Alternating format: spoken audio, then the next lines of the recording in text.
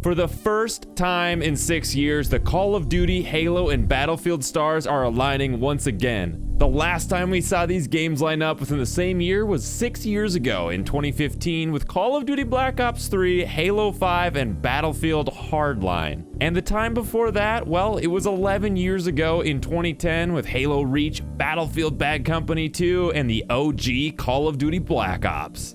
Man, looking back, I'd take that 2010 lineup over the 2015 any day. But it is a fresh start. We're in 2021 now, and oh no, we've got Battlefield 2042, Call of Duty Vanguard, and Halo Infinite. Each of these games offers something different, but the question once again this year is which one comes out on top and which one or ones is going to flop. Battlefield 2042 is moving away from its classic class system in favor of specialists. Halo Infinite has solid gameplay, but it's not releasing with Forge mode or campaign co-op, which are pretty core features. And Call of Duty Vanguard is a game that nobody really asked for. I mean, seriously, Call of Duty has released a game every single year since 2005. I think general consensus out there is that Call of Duty could use a year, 2 years, 3 years off to really make something that's fresh and new again. Anyway, we'll kick things off with Battlefield 2042, but real quick, I've got to tell you about our sponsor today, Buff. Buff is an Overwolf authorized app that rewards you with things like gift cards, game keys, and hardware like a new mouse, keyboard, or a headset for completing challenges. Basically, the more you play of one of the supported games like Apex Legends, Call of Duty Warzone, Siege, Rocket League, Valorant, or something else, the more points you earn from challenges given to you by the app. With all those points, you can then use them to redeem a ton of different things over in the market. The app just runs in the background as you're gaming and only tracks game performance and achievements, so you don't have to worry about any personal data or the app slowing down your game. It's really easy to use and you can start earning points literally right away, so go check the description down below for the link to download Buff. And with that, I think it's time we get back to the video. So, Battlefield 2042 has probably been the most hyped game coming out in 2021. Well, at least until people got their hands on the alpha and beta playtests. Battlefield 2042 is releasing on PC, old gen, and current gen consoles, so it's maximizing its potential player base, but it's held back by the $60 or $70 price tag with no free-to-play features or elements. And although multiplayer is up to 128 players and the scale of the maps are larger than ever, there won't be any campaign or war stories with Battlefield 2042. The game modes available will be All Out War, which is the classic Battlefield experience with Conquest and Breakthrough, Battlefield Portal, which will be a customizable game mode that can be mixed and matched across Battlefield 2042, Battlefield 1942, Battlefield Bad Company 2, and Battlefield 3. So you can literally have World War II era soldiers going up against modern day soldiers, and it seems like there will be quite a bit of creative freedom with this game mode. The last core game mode is Hazard Zone, which is a loot and extract type game mode similar to games like Escape from Tarkov, The Division's Dark Zone, and Hunt Showdown. So far, it's looking pretty basic with not a lot of depth, but for some people, the depth of a game like Escape from Tarkov is just too intimidating to even want to try out. So Hazard Zone might scratch that itch for more casual loot and extract type players. One thing to point out with Hazard Zone, and I guess Battlefield 2042 in general, is the move away from the class system that's been core to Battlefield for almost 20 years in favor of specialists. At least in Hazard Zone, you can only have one unique specialist per squad, but in multiplayer, you're able to have any number of the same specialists on your squad. There have already been plenty of memes and clips from the open beta of multiple of the same specialists dancing around on the same screen. But to some in the Battlefield community, they don't really like the idea of specialists, or maybe more fairly, they just want the standard class system of recon, support, assault, and engineer to make a return. And I don't disagree. I too miss the class system and having to be a bit more choosy on which class you want to run for the objective at hand. In addition to the class system, there are a ton of features that are missing in Battlefield 2042 that have been present in past games. To name a few, there's leaning out of cover, weapon mounting, sniper rifle zeroing, resupplying ammo and equipment at capture point stations, being able to throw ammo and bandages to teammates, or even just indicators that someone is low on ammo or health. First-person takedowns are also out now in favor of these third-person executions. And there's no good full player scoreboard or even an interesting end of match screen that doesn't just show your progression on badges. To help backfill servers to 128 players, Battlefield added AI bots, and they're bad. They don't provide any form of a challenge and get stuck around the map, which makes the game feel kind of barren at times and ruins a bit of the immersion. Speaking of immersion, yeah, Battlefield 2042 is somewhat immersive, at least atmospherically. Dynamic lighting and weather with clouds, rain, and tornadoes are cool and all, but gunshot sounds are a bit more muted than in past games. Destruction is average at best, and you just don't feel like you're a soldier in this greater war like you did in something like Battlefield 1.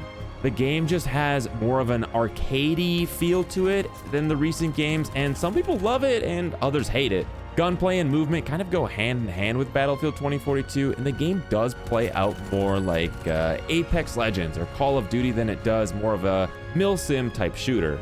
Now, I actually like the gameplay in Battlefield 2042 as it's fast-paced with a lot of action most of the time where you're tactical sprinting, sliding, and jumping around, but I also prefer the more arcade-style FPS to a milsim. It seems like Battlefield has seen this success with Call of Duty Modern Warfare, Warzone, and Apex Legends recently, and is trying to embody elements from those games that fit within the Battlefield style of combat.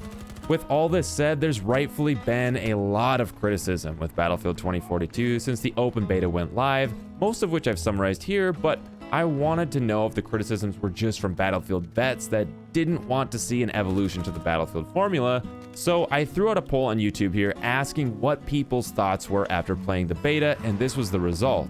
It's interesting because people seem to generally enjoy the gameplay, and from comments I've seen, players are coming from Call of Duty and Apex Legends to Battlefield, and they like the similarities in gunplay and movement that they're used to in those other games. I've said it before and I'll say it again, but Battlefield 2042 is about the future of the franchise, and that's evident with how they're marketing the game heavily with content creators from both Apex Legends and Call of Duty. And for the Battlefield vets out there, at least the game has Portal Mode, which will bring remastered versions of some of those old classics we love, but I still understand why people are choosing to wait on Battlefield 2042 until it releases to make their decision on if it's worth a buy or not. But the question is, will Battlefield 2042 flop at this point? I personally think it has the greatest potential of these three games to, but I don't think that it will. It's a new era for Battlefield, and they're looking to bring new players into the modern combat mix that weren't interested in the world wars with Battlefield 1 and Battlefield 5. Call of Duty Vanguard, on the other hand, decided to take things in the opposite direction and are once again going back to the World War II era. I mean, it's only been 4 years since Call of Duty World War II, and I think they're revisiting this one a bit too soon. At least they'll be expanding the setting to Eastern, Western, Pacific, and North African conflicts, which is an improvement from Call of Duty World War II. The campaign is supposed to play out from the perspective of multinational special forces heroes that are inspired from real-world military service personnel. It reminds me a bit of the war stories from Battlefield 5, and Call of Duty usually does a pretty good job with campaigns, so I think this will actually be a positive in favor of Vanguard. The game engine is an upgraded version of the Modern Warfare 2019 engine, which is probably for the best, but it's a bit odd because footstep audio is really quiet in Vanguard, and just the overall audio seems muffled or muted. Compared to Modern Warfare, with its great sound design, this just feels like a bit of a drawback. Graphics in Vanguard are also nothing special or groundbreaking from prior games. I mean, people have been saying that though for years because there's just minimal changes to both graphics and UI in pretty much every Call of Duty game that comes out. The gameplay, time to kill, and pacing seems fine. Kill streaks are back instead of score streaks, so it feels like a bit of a blend between Modern Warfare and Cold War. I mean, at the end of the day, you're playing Call of Duty, you know what to expect. It's nothing new. Each new Call of Duty game kind of feels like it's just a reason to add new content to Warzone and cash grab for the people that want to unlock all the attachments for the new guns as fast as possible. Speaking of attachments, there's up to 10 attachments available for the guns in Vanguard, and that carries over into Warzone for the first time, which is kind of crazy. And I know people don't really give much of a shit about historical accuracy in a Call of Duty game, but it is a little bit silly because the first red dot sight was invented in 1975 and the first holographic sight was in 1996, but each gun in Call of Duty Vanguard still has a red dot or a holo sight despite it being in the World War II era. Again, I get that it's Call of Duty and it's an arcade shooter where historical accuracy isn't really something people care about, but some people do, so it is worth a mention. There's some new stuff too, like blind firing from cover and some basic destruction, but it's pretty minimal when compared to other games like Battlefield, even despite Battlefield 2042 having average destruction. You just kind of shoot down boarded up windows and wall sections to open up new routes or lines of sight. It just feels like they did the absolute minimum in terms of destruction just to be able to say and market, hey, Call of Duty Vanguard has destruction. I guess that to me, the multiplayer seems meh because you could just go play Warzone for free instead, but Zombies is back again and people are pretty excited for the new campaign, so there are some redeeming qualities and features, I guess, that might make it worth playing and taking up your entire hard drive. There's probably a lot more that could be said about Call of Duty Vanguard in terms of pros and cons, but my issue is that I just don't really care about it. I can just stick with Warzone or Modern Warfare 2019 and get my fix for the next year until the inevitable next Call of Duty title comes out. But the question is if Call of Duty Vanguard will flop. And according to a YouTube poll I ran not too long ago, the vast majority seems to think that Vanguard will indeed be the biggest flop of 2021. I think it just goes to show that people are burnt out from Call of Duty and want to see them do something new and to take a risk.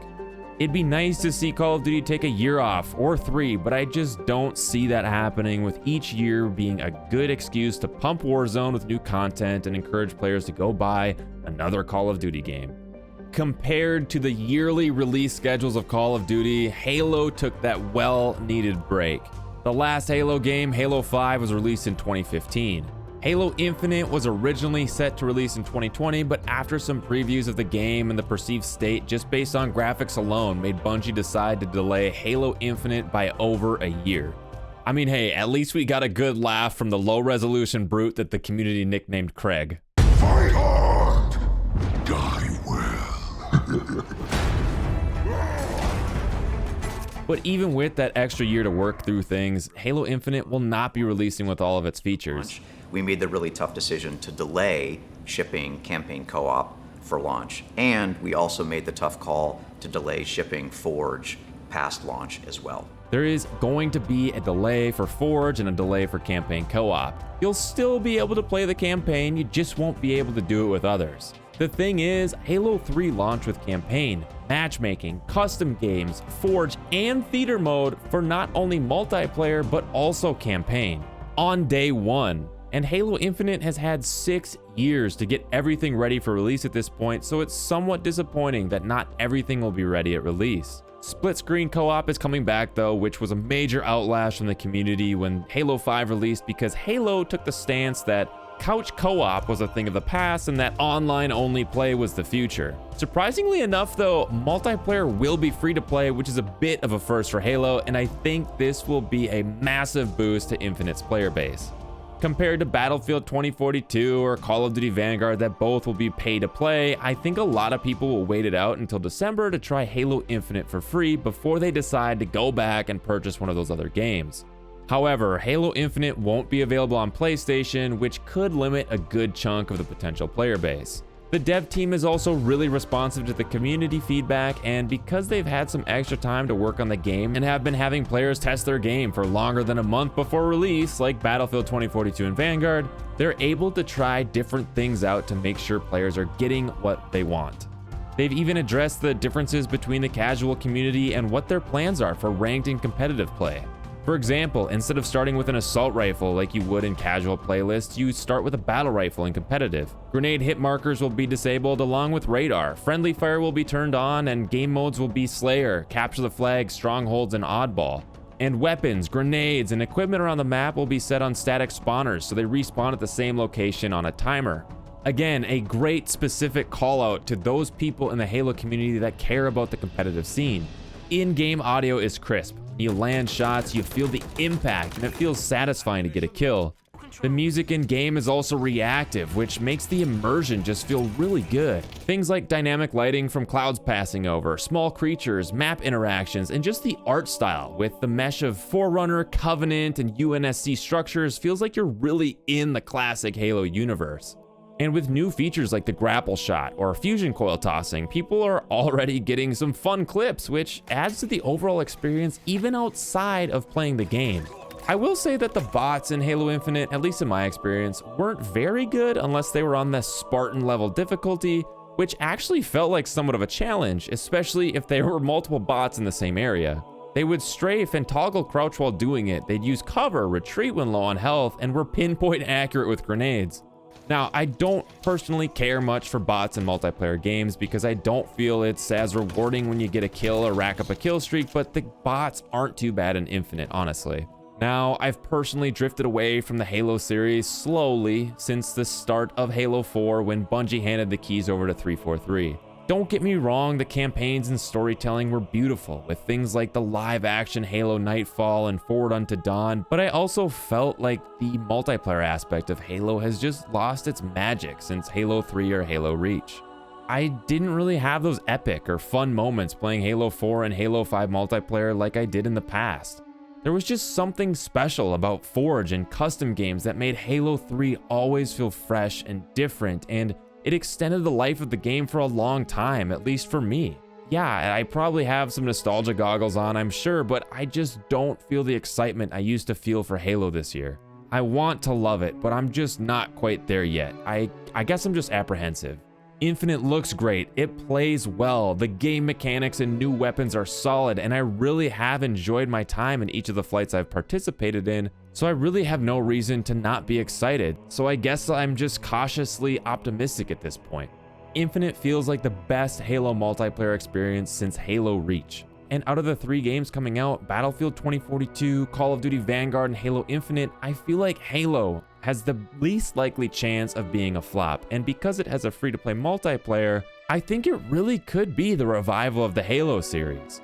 I would love to see the custom games and Forge community blossom again like it once was, but with Forge being delayed after launch, I think a lot of people unfortunately won't get to experience it. The core gameplay is really good though, and hopefully that keeps people engaged for a long time, but they could just as easily go back to the games they've already invested years in, like Apex Legends, Warzone, Destiny, Siege, Valorant, Fortnite, Overwatch, PUBG. I mean, the list goes on. If there's one game I want to succeed, it's Halo Infinite. It feels like it's the most complete, non-rushed game of the 3 with features well thought out and adjusted based on community feedback. But let me know which game you think will be on top this year and which one will be at the bottom down in the comments. And even beyond that, if you could go back and experience one of the games from these franchises again for the first time, which game would you pick?